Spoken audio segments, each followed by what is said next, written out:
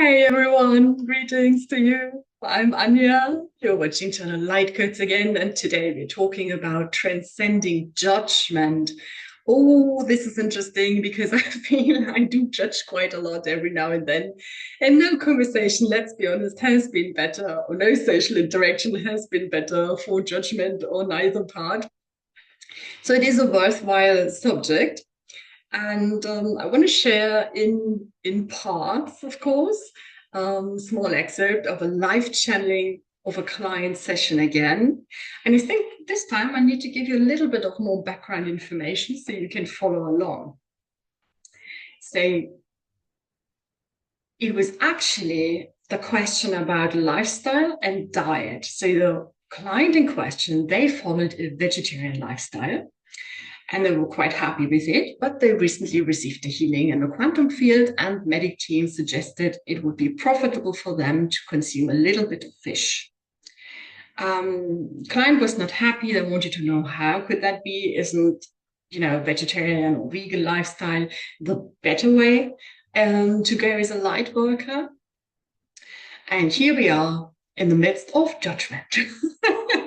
Of course, it is not so apparent when you are in the middle of life sometimes and you interact or you have emotions about stuff, and maybe all do. But the vegan guides, they made it quite clear for us. So they said not to talk our food down. And they also gave good advice with concern yourself with your concerns. So what happens when we try to be ethical correct as much as possible, sometimes we get lost in all this forbidden, not good, creates another problem. And you know that yourself. I mean, we all know avocados are good for us, for example, blueberries are good for us. But did you know they need a crazy amount of water to grow, and they usually grow in regions of the earth which are very dry and water is rare. So is it fair for us in this part of the world to eat avocados and blueberries when they're not in season in our country or not growing in our country in these huge amounts when, you get the meaning. In other regions, water is needed much more for different things. And they just gave us the advice to not judge our food, to not talk the food down. So be grateful for what you eat, they said, and this is how you receive nourishment. To not concern with something that does not concern you also leads to a simpler way of life, and it leads to more gratitude. I didn't really think of it that way, I have to say. And I think the client was surprised also, and it creates a bit of a challenge to switch perspectives here. But why not try it out? They said that our emotional response is real, so we are to take this seriously, but still not to judge all our experiences right away or put it in categories of good or bad. And we are all part of a cycle. We are all part of this huge illusion in a way. But what we take from this life is our experience. And this is the real thing. This is what we do take away. And this is what accompanies us to the next life. So even if nothing here is really how we think it is, what we feel in our hearts is absolutely valid. And therefore, needs to be accepted and needs to be treated with respect. So do not ever, they said, also do something that you absolutely feel is not good for you or not right for you, but try to approach life in general, not with categories of good or bad, just treat it as an experience. And if you look down at your food, for example, and treat it as something honorable, if you have some animal product on your table, if you have a bit of meat or fish on your table, yes, it is coming from somewhere, it has been produced, it has been slaughtered, but you can give this animal their dignity by being grateful for the nourishment it provides. And you integrate consciousness in that way, which interacts again with certain energy fields or certain aspects of your evolution, and is taking you to a new platform, a new height.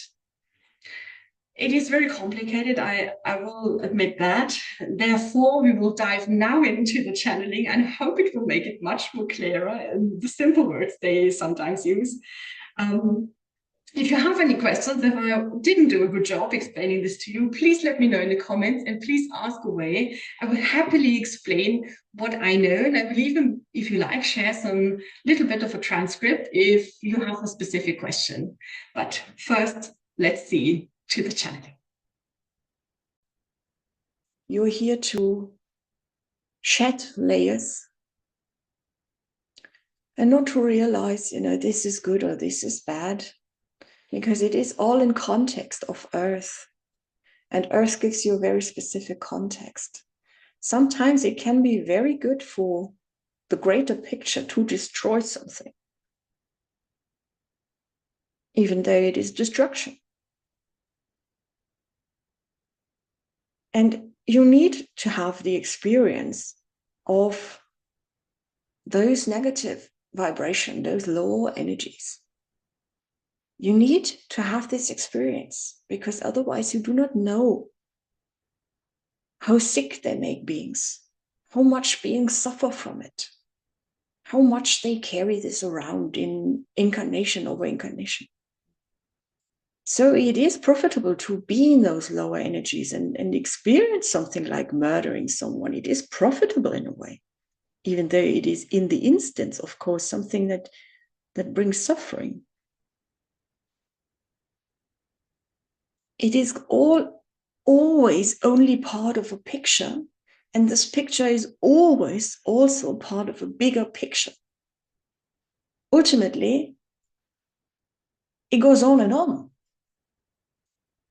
And this is very hard to understand, because you're not part of the bigger picture. You cannot see the bigger picture yet. You can only have this very limited view on yourself.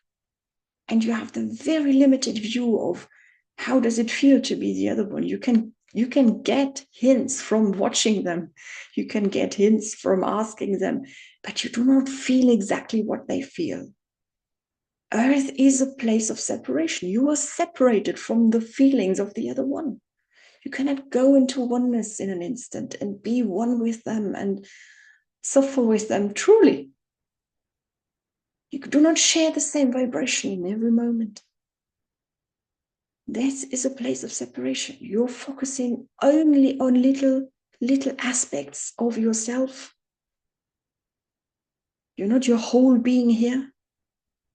You're focusing on little aspects of what you can perceive. You can perceive only very, very little things, very small amounts of the all that is going on Earth.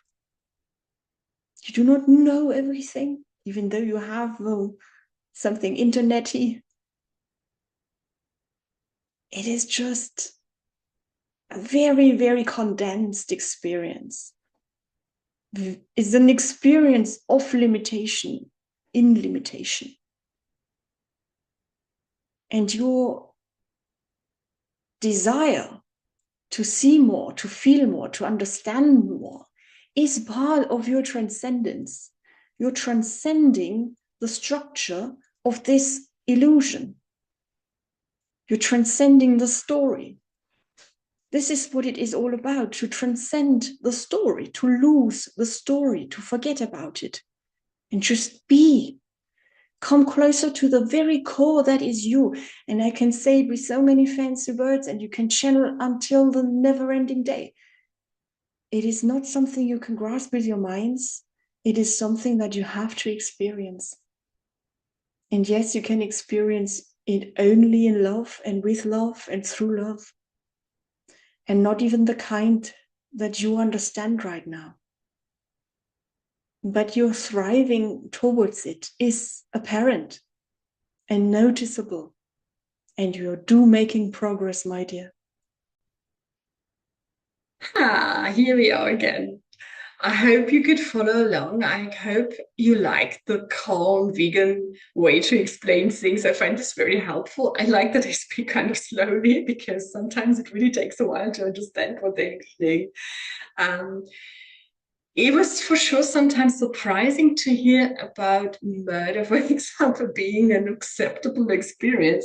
But yeah, I can follow their explanation in the end. Of course, it is as an experience, it is absolutely valuable because we do take that away to the greater consciousness, to the prime creator that we all build in the consciousness of the one, the consciousness of the all that makes up the universe. And if we treat this life as an illusion, it does not take away our conscience in a way that we are not released from guilt. I think, um, are we really? Oh, this would be also an interesting question for a channeling. Are we released of guilt if we do treat this as an illusion? Can we do just what we like? No, I don't think so, because our goal should always be to bring the highest good and to strive for the light.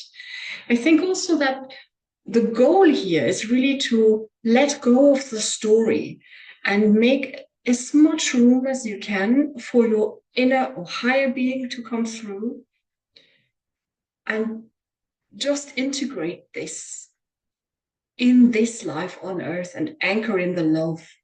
But this is, of course, a very high goal, and we are consist to a very high percentage still of our story. And I think that's okay. But I will try to integrate that teaching more and more and just treat my life experience or what is being presented to me as a chance to learn and grow and maybe have a different approach.